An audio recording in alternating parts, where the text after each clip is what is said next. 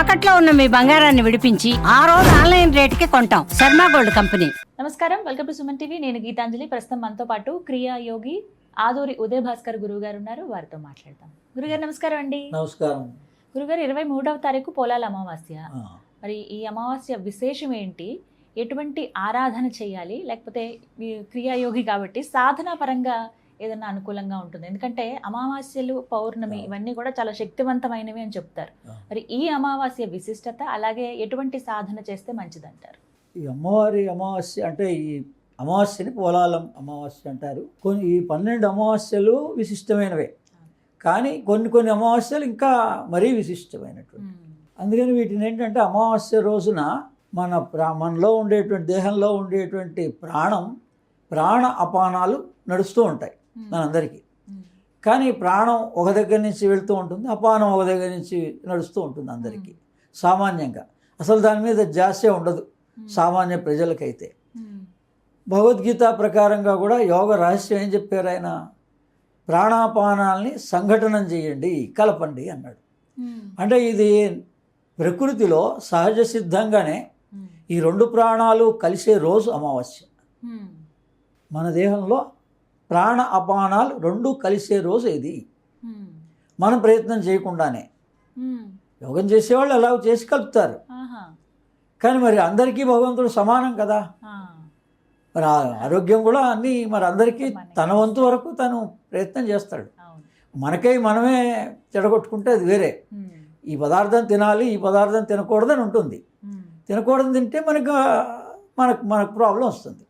అదే భగవంతుడిగా అందరినీ పుట్టించాడు కాబట్టి ఆ బాధ్యతగా అమ్మవారుగా అదే పోలాల అమావాస్య అని చెప్పేసి వీళ్ళు ఈ అమావాస్య రోజున ఆ అమ్మవారికి నివేదన ఏం చేస్తున్నామో ఆ పదార్థం మన దేహానికి పనిచేస్తుంది అని అర్థం. ఈ వర్షాకాలంలో ఈ రోగాలు అవి ఎక్కువగా వస్తూ ఉంటాయి. ఇవి రాకుండా ఉండడం కోసం గ్రామ దేవతలు వాళ్ళంతా, ఈ పేర్లన్నీ కూడా గ్రామ దేవతలవి. అదే మన గ్రామాన్ని కాపాడుతుంది, మన ఆరోగ్యాన్ని కాపాడుతుంది. మనం ఏ పదార్థం ఆమెకు నియోగిస్తున్నామో మనం ఆ పదార్థాన్ని మనం స్వీకరించాలి ఆ రోజున, ఇంకా వేరే ఏమి తీసుకోకుండా. అలాగే మనం ఏ మంత్రం, మహాలక్ష్మి సాధన, అమావాస్య అంటే మహాలక్ష్మి సాధన. ఇది చాలాసార్లు చెప్పాం. చాలామంది తమిళ వాళ్ళు అయితే వాళ్ళందరికీ తెలుసు. మన వాళ్ళకి ఇంకా ఇప్పుడు వాళ్ళకు కూడా అర్థమైపోయింది, చేస్తున్నారు. అంటే ఒక అమావాస్య రోజున రోజంతా కూడా మంత్ర జపాన్ని చేయడం, కొంత ఆహార నియమాన్ని పాటించడం, ఇంకా వీలైతే అసలు యాక్చువల్గా లిక్విడ్ డైటే తీసుకోవడం ఆ రోజు. ఇప్పుడు మనం తేనె, నిమ్మకాయ నీళ్లు తీసుకొని ఎలా ఉంటామో ఉండగలిగిన వాళ్ళు, అంటే కాంప్లికేషన్ లేని వాళ్ళు. కాంప్లికేషన్ ఉన్నవాళ్ళు మళ్ళీ లేనిది అవన్నీ చేసి ఇంకా ప్రాబ్లం ఎక్కువ చేసుకోకూడదు. మనం తట్టుకోగలిగే శక్తి ఉన్నప్పుడు తినలేకపోతే ఒక పూట తీసుకోవాలి ఆ పదార్థాన్ని. అమ్మవారికి నివేదన చేసిన పదార్థాన్నే తీసుకోవాలి. మిగిలిన టైం మీద పళ్ళ రసం కానీ, జ్యూసెస్ కానీ, లిక్విడ్ డైట్స్ ఏవైనా తీసుకోవచ్చు మన బలమైనటువంటివి. వాటితో ప్రతి అమావాస్య కూడా, ఎందుకు అంటే చంద్రమా మనసో జాతః, మన మనస్సు మనని డిస్టర్బ్ చేసేటువంటిది దేని ద్వారా? చంద్రుడి ద్వారా. ఆ చంద్రుడు కనపడని రోజు అమావాస్య. అంటే మన మనస్సు డిస్టర్బ్ చేయదు, మనం కాన్సన్ట్రేట్ చేసుకోవచ్చు భగవంతుడి మీద ధ్యానంగా. మనం ఏం చేసుకోవాలనుకున్నామో మామూలు రోజుల్లో కుదరదు కాబట్టి ఆ రోజు తప్పనిసరిగా కుదురుతుంది. మనం ప్రయత్నం చేయటం లేదు. అందుకని ఏ భగవత్ సాధనకైనా, లక్ష్మీ సాధనకి అమావాస్య మంచి రోజు. మహాలక్ష్మి అయితే ఓం శ్రీం హ్రీం శ్రీం కమలే కమలాలయే ప్రసీద ప్రసీద శ్రీం హ్రీం శ్రీం ఓం మహాలక్ష్మీ నమః అని మహాలక్ష్మి మంత్రాన్ని కూడా నేను చాలాసార్లు ఇవ్వడం జరిగింది. అలాగే ఈ వజ్రవారాహి మంత్రం కూడా మహాలక్ష్మి స్వరూపమే, నారాయణీ స్వరూపమే. వరాహస్వామి యొక్క శక్తి వారాహి. ఇంద్రాణి మాత సుభగా సుపత్ని వజ్ర వైరోచని వారాహి నవరోహి స్వాహ. ఇది మళ్ళీ మనకి ప్రామాణికంగా ఆది శంకరాచార్యులు అందించిన సౌందర్య లహరిలోని 3వ శ్లోకంలో అంతర్గతంగా రహస్యంగా, ఎప్పుడైనా రహస్యం అని ఉంటుంది కాబట్టి ఆ బీజ అక్షరాలు అలా రహస్యంగా ఉన్నాయి. వాటిని ఋషులు దర్శించి ఒక నామరూపంగా మనకి మళ్ళీ సంపూర్ణ మంత్రంగా మనకి అందజేశారు. అదే అమ్మవారిని ఆ రోజున మనం ఈ సౌందర్య లహరిలో 100 శ్లోకాలు ఉంటాయి. అమ్మవారిని ఉపాసన అంటే ఇంకా దానికన్నా మించింది లేదు. అంటే శాస్త్రీయంగా పేరు ఏదన్నా పెట్టండి మీరు. అందుకని ఆ అమ్మవారిని అందులో కూడా ఆ ఉపాసనా బలంతో ఒక్కొక్కళ్ళకి 3 శ్లోకాలు 4 శ్లోకాలు దర్శనమిచ్చాయి. ఎకిరాల కృష్ణమాచారి గారు ఈ రహస్యాన్ని 3 శ్లోకాల్లో ఆయన అందించారు. మొట్టమొదట 3వ శ్లోకం, రెండవది 15వ శ్లోకం, తర్వాత 1వ శ్లోకం. మరి వరుసక్రమం ఎలా ఉందో చూడండి. 3, 15, 1. యోగ రహస్యం ఏంటి అంటే 3 అంటే బాలమంత్రం. అమ్మవారిని మొట్టమొదట మనం ఒకేసారి పెద్ద దేవతా స్వరూపంగా ఆరాధించకూడదు, చిన్నపిల్లగా ఆరాధించాలి. మన దర్శనం కూడా అమ్మవారి కళ్ళలో బాలా స్వరూపంగా దర్శనమిస్తుంది. అలా 3వ శ్లోకం 3 అంటే ఆ నంబర్ బాలా మంత్రంగా కూడా మనకి అమ్మవారు సూచన చేస్తోంది. 3 తర్వాత 15వ శ్లోకం అన్నారు ఆయన. శరజ్యోత్స్న అని పేరేదున్నా శ్లోకం ఏదున్నా ఆ నంబర్లో మనం విశేషార్థాన్ని పట్టుకోవచ్చు. 15 అంటే పంచదశి.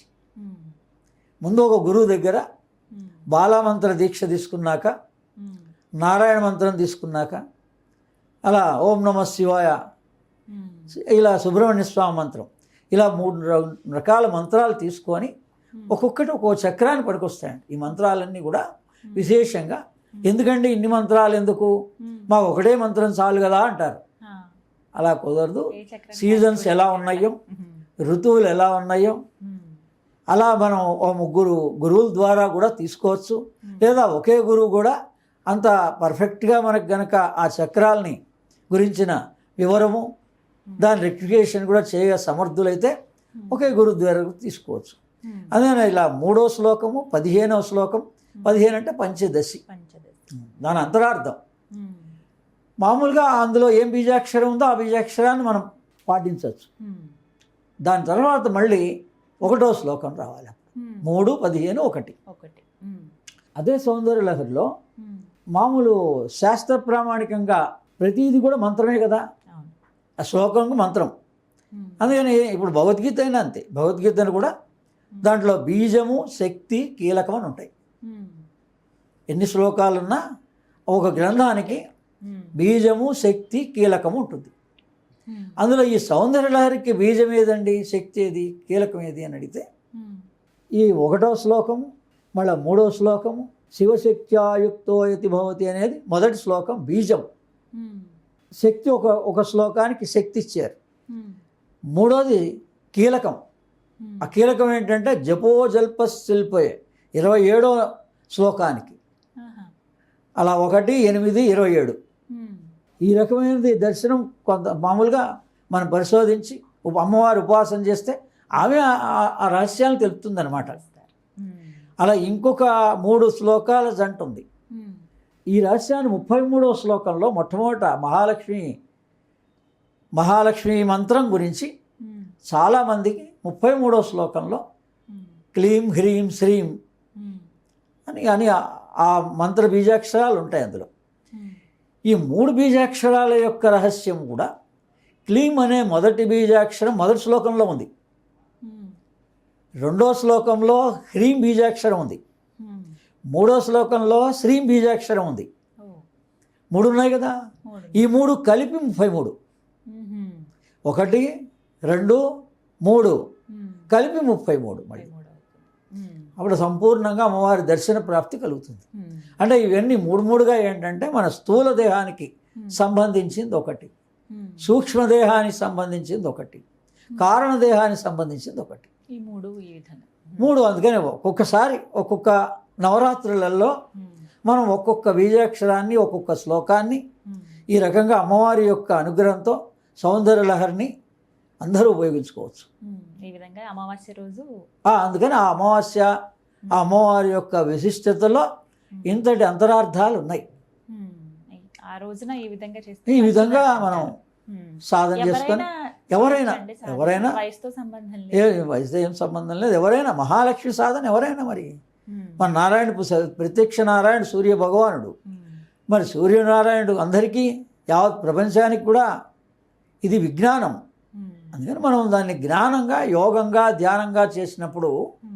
మనకి ఈ నియమాలు అంతగా మనం పాటించుకోవాల్సిన అవసరం ఉండదు. ఈ సాధన వల్ల మనం ఏం పొందవచ్చు అని అడుగుతూ ఉంటారు. అమావాస్య రోజు మహాలక్ష్మి అమ్మవారి సాధన ఇప్పుడు మీరు చెప్పిన విధంగా ఆ. చేస్తే ఏం పొందుకుంటాము అని అంటే? ఒక రోజే కాదు కదా మహాలక్ష్మి సాధన అంటే, ఒక 2 రోజుల ముందు 2 రోజుల తర్వాత చేస్తారు, లేదా ఆ రోజు నుంచి ఆరంభం చేసి ఉమ్, ఒక 5 రోజులు కానీ 5 రోజులు. 3 రోజులు కానీ 5 రోజులు కానీ 9 రోజులు కానీ ఉమ్, ఇలా ఏంటంటే మన బాడీ డీటాక్సిఫికేషన్. యాక్చువల్లీ ఉమ్, సైంటిఫికల్గా మనం చెప్పాలంటే, మనం ఏ అనారోగ్యం వచ్చినా లంకనం ఎలా చేస్తామో, జ్వరం తగ్గాలంటే లంకనం ఎలా చేస్తామో, ఉమ్, ఆహారాన్ని మానేయడం.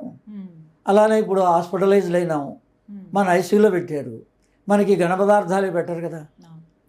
లిక్విడ్ ద్రవ డైట్స్ పదార్థాలు. ఇస్తున్నారు కదా, మనకు కనబడుతోంది కదా డైరెక్ట్గా. ఉమ్, మరి అదేదో అక్కడ దాకా పోకుండా మన ఇంట్లో ఉన్నప్పుడే ఆ పళ్ళ రసాలు తీసుకొని ఒక రోజు అమ్మవారి పేరు చెప్పి, ఉమ్, అందుకని ఇది అమావాస్య పౌర్ణమి మన దేహాన్ని శుద్ధిపరచుకోవడం కోసం, ఉమ్, మన రోగాల నివారణ కోసమని, మన తలనొప్పులన్నీ పోవడం కోసం, మనకు కావాల్సిన ఉమ్, సంపదకు కావాల్సిన ఆలోచన విధానంలో మార్పు రావడం కోసం. ఉమ్.